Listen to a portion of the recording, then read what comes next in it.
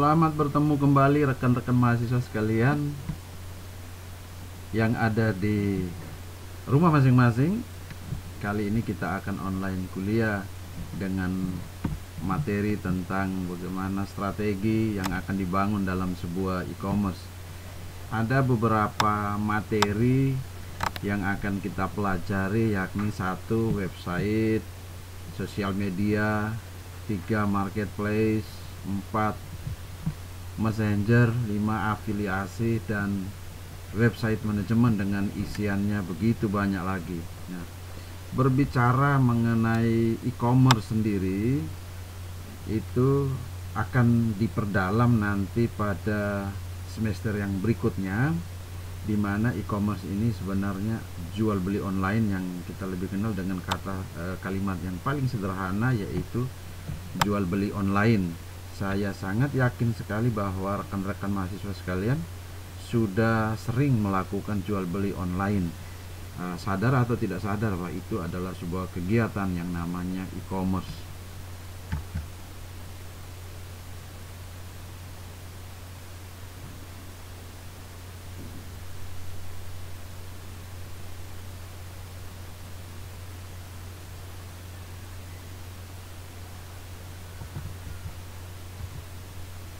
Di dalam mempelajari e-commerce itu ada beberapa poin, ada beberapa istilah yang paling penting dan paling sering dilakukan atau paling sering muncul pada istilah e-commerce, yaitu 1 adalah business to business, kemudian yang kedua itu adalah business to customer, dan yang ketiga adalah customer to business, di mana ada 3 istilah ini sering sekali kita dengar nanti.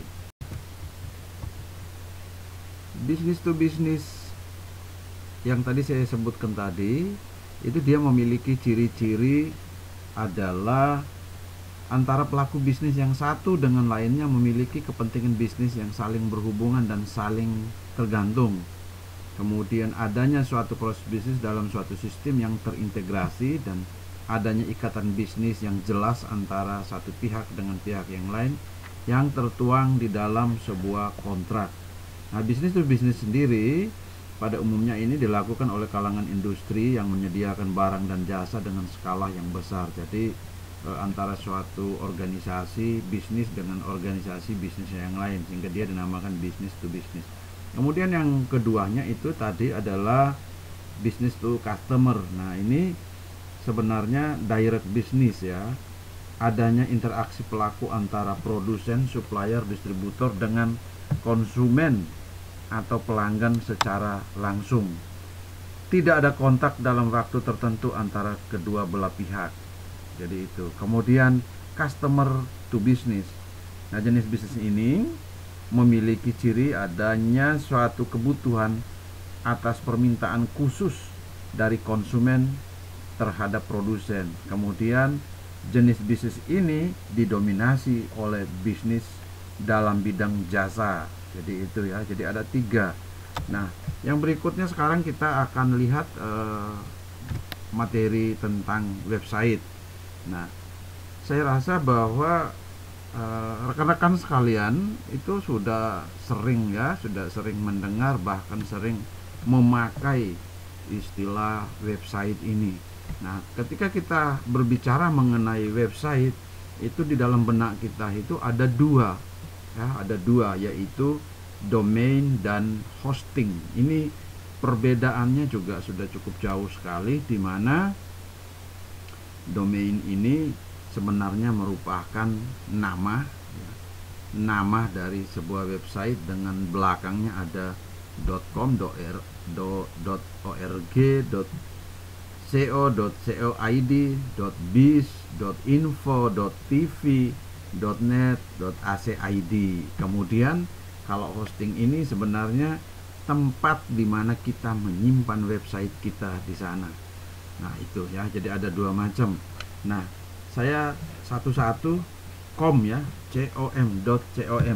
Nah, .com ini sebenarnya untuk komersil. Jadi kalau website kita tujuannya ke komersil, maka kita menggunakan .com. Kemudian bagaimana dengan ORG? Nah, ORG ini sebenarnya dari kata organisasi ya. Jadi kalau website itu merupakan sebuah organisasi, implementasi dari sebuah organisasi, maka kita kasih namanya adalah ORG. Kemudian ada lagi yang namanya CO. CO ini company ya, company. Jadi kalau kita memiliki perusahaan, bisa juga kita menggunakan website dengan domain namanya CO. Kemudian ada CO ID. Nah, CO ID ini, ID itu Indonesia ya, sama sih sebenarnya dengan CO yang depan. Kemudian ada yang namanya BIS ya. BIS ini sebenarnya digunakan untuk mewakili kepentingan bisnis ya. Penggunaannya ini tidak lebih populer dari CO, jadi bisa juga di CO ya, bisa juga menggunakan BIS. Jadi BIS ini jarang sekali. Kemudian yang berikutnya adalah info.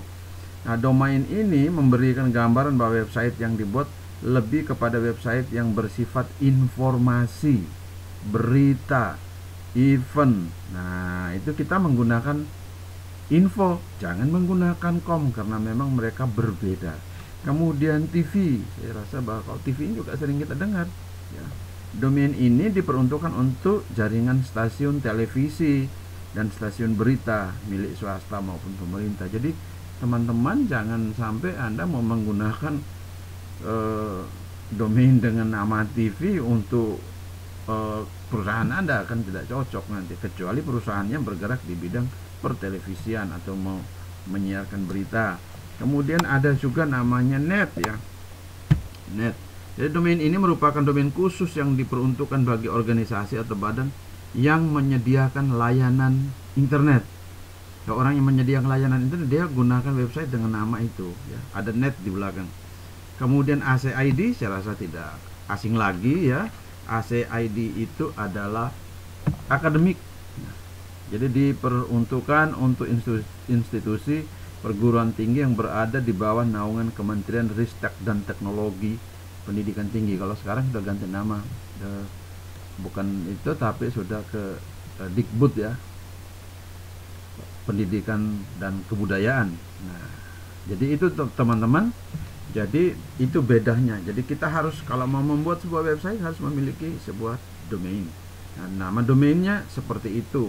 Nanti kalau pada saat pendaftaran pasti diminta macam-macam untuk melampirkan bahwa benar.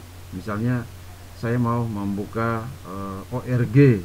Nah, kalau ORG ya kita juga harus melengkapi berkas-berkas yang berhubungan dengan pendirian perusahaan. Jadi begitu rekan-rekan mahasiswaku sekalian. Kemudian yang kita lihat yang berikut lagi adalah hosting. Nah, hosting ini tadi sudah saya katakan bahwa di sini tempat untuk menyimpan website kita. Kita host namanya ya. Jadi dari hosting sendiri itu dengan levelnya yang bermacam-macam. Kalau hanya sekedar datanya kecil ya kita kasih nama hosting. Jadi gitu. Jadi hosting ini banyak macam sih sebenarnya. Jadi di atasnya hosting itu ada yang namanya VPS. VPS itu perusahaan jasa yang menyiapkan tempat hosting ini akan memberikan kita space seperti hard disk yang kosong dengan ukuran tertentu yang kita beli. Kemudian kita memasukkan semua apa yang kita butuhkan, kita mengelola, meng-create sendiri hard disk kosong tadi untuk menyimpan website atau apapun yang kita akan pakai di hosting atau tempat penyimpan data ini. Jadi hosting ini juga tidak semua orang memiliki, karena ini ada perusahaan-perusahaan yang diizinkan untuk memiliki layanan jasa hosting ini ya. Jadi contohnya, kalau kita mau gratis ya kita tidak perlu bayar hosting.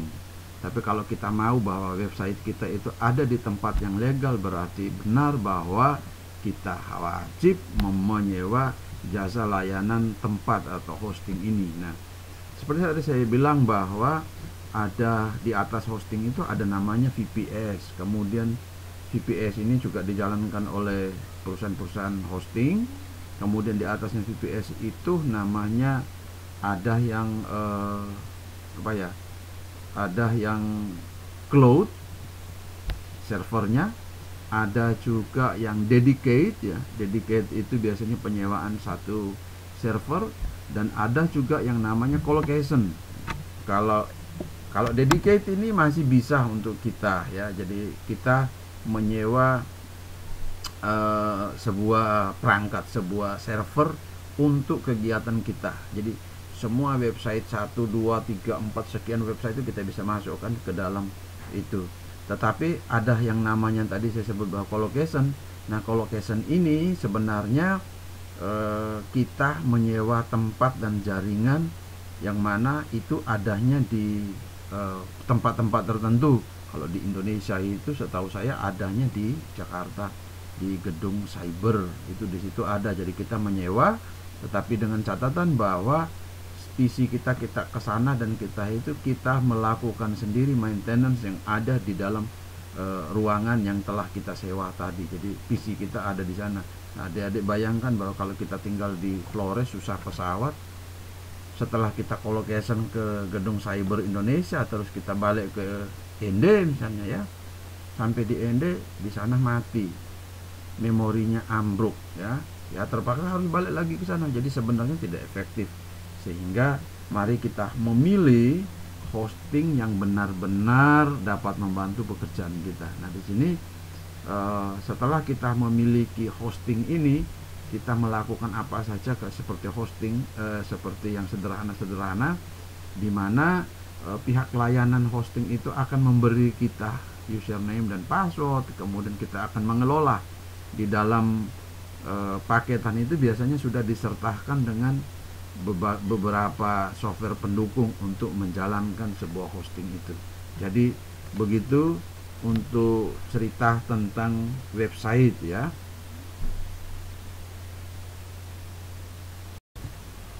Setelah website, yang berikutnya adalah sosial media.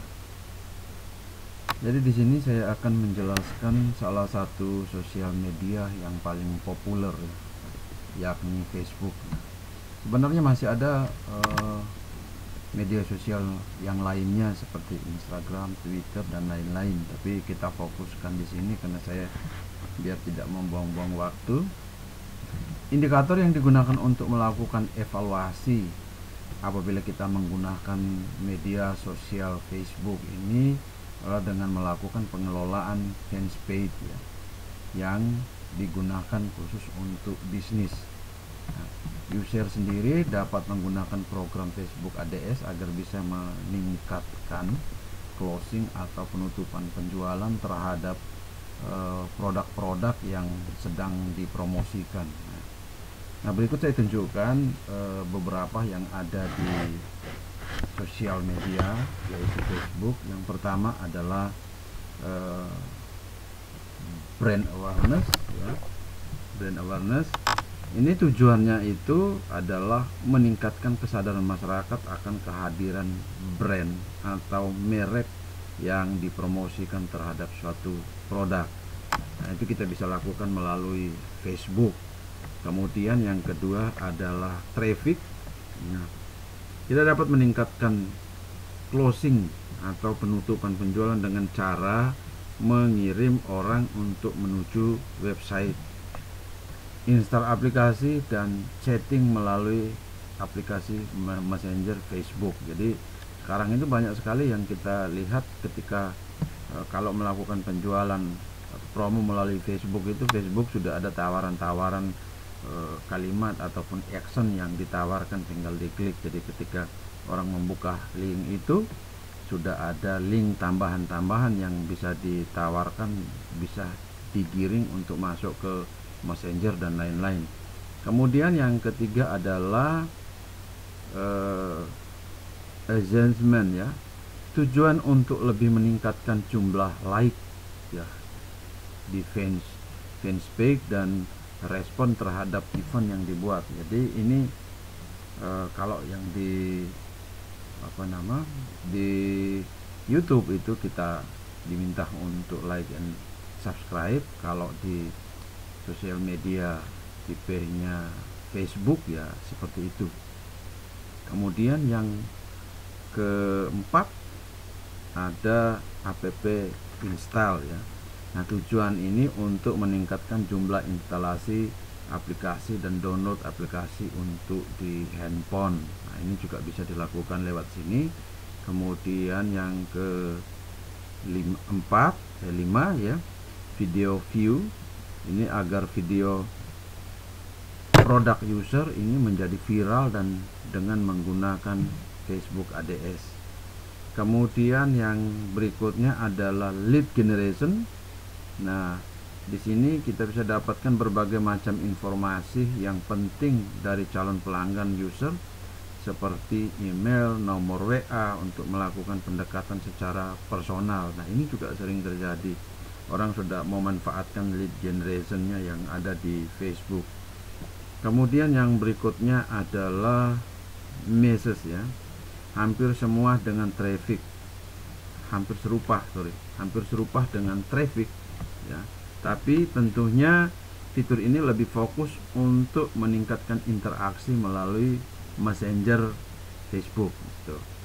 Kemudian ada katalog ya, katalog sales. Nah, fitur ini cocok sekali untuk bisnis yang memiliki multi produk atau banyak produk dengan produk yang lebih dari satu. Nah, dengan iklan yang diklik oleh calon pelanggan akan memberikan kemudahan dalam melihat katalog produk secara langsung. Nah, ini juga bisa di Facebook ya. Kemudian yang terakhir adalah story visit. Nah, tujuannya lebih kepada peningkatan kunjungan ke offline shop atau store atau toko. Nah, fitur ini bisa dimanfaatkan oleh cafe atau cafe shop ya, dalam meningkatkan jumlah kunjungan. Lebih lanjut, fitur ini sangat mengoptimalkan lokasi berdasarkan pendekatan geografi e-commerce ya. Yaitu bagaimana orang yang berada di sekitar dapat mengenal dan memahami brand atau merek daripada user yang dikeluarkan. Jadi itu untuk yang di sosial media ini banyak sekali yang bisa kita lakukan melalui Facebook. Jadi ada tawaran-tawaran yang dilakukan. Jadi di Facebook itu kita tidak hanya memposting update kita saja, tetapi bisa juga menggunakan untuk pemasaran yang berbasis e-commerce atau jual beli online di sana. Tidak jauh berbeda untuk Facebook ADS, Instagram ADS juga bisa. Jadi kalau yang sudah terbiasa dengan Instagram, bisa menggunakan Instagram untuk melakukan jual beli online. Kemudian kita lihat yang berikut ini, website sudah, sosial media sudah, kemudian marketplace. Marketplace apa ini? Nah, prinsip dari marketplace ini hampir sama dengan toko offline ya, yang ada pada offline marketing. Jadi seperti toko-toko benaran, yaitu dengan memperbanyak toko atau cabang di beberapa lokasi akan memperbesar peluang untuk menambah pelanggan dan penetrasi brand. Jadi dengan terdisplaynya produk-produk user di beberapa marketplace atau lebih dari satu akan memperluas pasar yang diinginkan. Jadi ini juga lagi tenar-tenarnya ya, marketplace ini. Kemudian yang berikutnya lagi adalah Messenger. Nah, ini layanan pesan instan seperti WA, BBM ya, Instagram, apa satunya, itu bisa dimanfaatkan dalam melakukan pemasaran secara langsung. Daftar kontak yang ada pada aplikasi ini itu merupakan orang-orang yang dikenal dengan dekat ya, dalam artian bahwa orang-orang yang sudah mengenal user, sudah mengenal kita ya. Tentunya hal ini otomatis memberikan nilai tambah yang luar biasa dari sisi tingkat kepercayaan kepada user atau kita.